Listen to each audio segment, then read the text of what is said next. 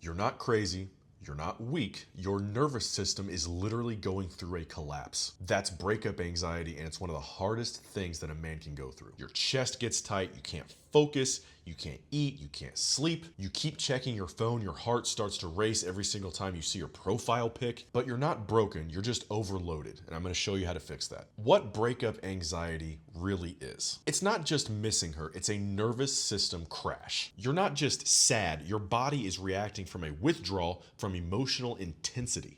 Dopamine, oxytocin, cortisol, they are all out of whack right now. You've lost your emotional regulator, her.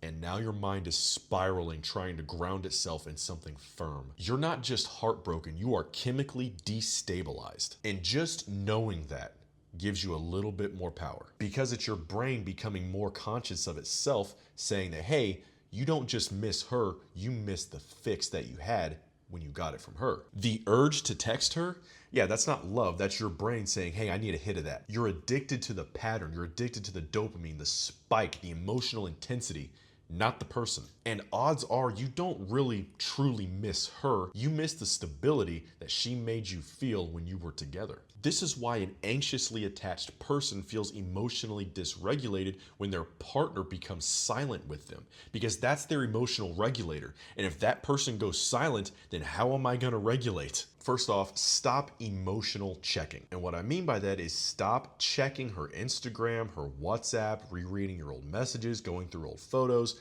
All of these things give you that small little hit of dopamine, but you know what it gives you a bigger hit of?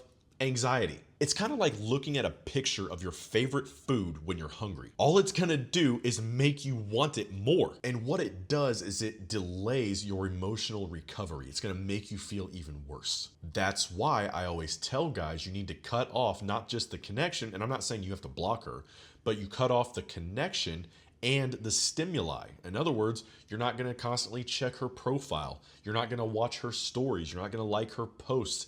I mean, forget about giving her free validation, which she does not deserve. This is about you not being anxious or overly anxious about seeing her, about even just viewing her profile pic, and you get that little twinge, that little prick in your chest. What that is a scratch on the top of your fight or flight response from your nervous system. You cannot heal while watching the other person you're trying to heal from. That's like trying to detox with a bottle of alcohol still in your hand. Here's something you're gonna think is really stupid, but it actually works. If you reclaim your breath, you can reclaim a small part of your body. Fighters are taught this as one of their first lessons, whether it's boxing or wrestling, which is what I was in high school. We're taught to emotionally regulate, yes, but to physically regulate our breath. A similar thing happens when your anxiety spikes, much like before you get into a fight. Again, this is the fight or flight response being scratched from your nervous system, which is why it's so similar. Your anxiety spikes, your breath shortens, your body locks up. You feel nervous. You're gonna use what's called box breathing. What that means is that you're going to inhale for 4 seconds, then you're going to hold it for 4 seconds, then you're going to exhale for 4 seconds, and you're going to repeat that 4 times. And I know it sounds stupid. It's like it's a breathing exercise. What's that really going to do? It really does help to emotionally regulate you. Along with breathing exercises, you need to be doing something physical, whether that's just taking a walk, whether that's going to the gym, whether that's doing heavy lifting or anything. The point is just get your body moving. And here's the key point. You cannot outthink your way from anxiety. Take a deep breath and move right through it. Next, I want you to give chaos a container. And what I mean by that is you need an outlet, but you need a healthy one, and one that you're not going to display all over your Instagram, your Facebook, to your friends, or do anything like that, okay? And what I'm a big fan of is simply writing everything down, preferably physically writing things down. So don't just type it on a computer. And I say that because you don't want something to sit there for weeks and weeks or months and months and years, because I promise you something, I know of stories, myself included, where I've accidentally left that crap on there in like some folder I forgot about for a long time, dated another girl, and she saw that stupid folder with another girl's name on it, and the only thing that saved me was the date stamp on the thing, which was, from like a year before. So the point is, you don't want to mess up like that. So just physically write it so that you can physically throw it away or even burn it, later on. Or if things work out between you, you can actually give those things to her, kind of like Noah did in that movie, The Notebook, how he wrote, I think her name was Allie, wrote her a letter every day for 365 days, but the letters were never delivered to her. And it's like, Yeah, they also ended up getting together in the end, okay? So there, yes, I know it's fiction, but there was something to that, all right? Don't actually deliver the letters. What I mean by the container method is that you're going to put it in a journal. You're going to focus on it, you're going to be honest about it, you're going to write it all down, absolutely unhinged, if you will. And then you're going to close the book and you're going to get back to your life. Having a sort of emotional outlet like that is extremely healthy, and what it does is it allows you to focus. It allows you to get through something,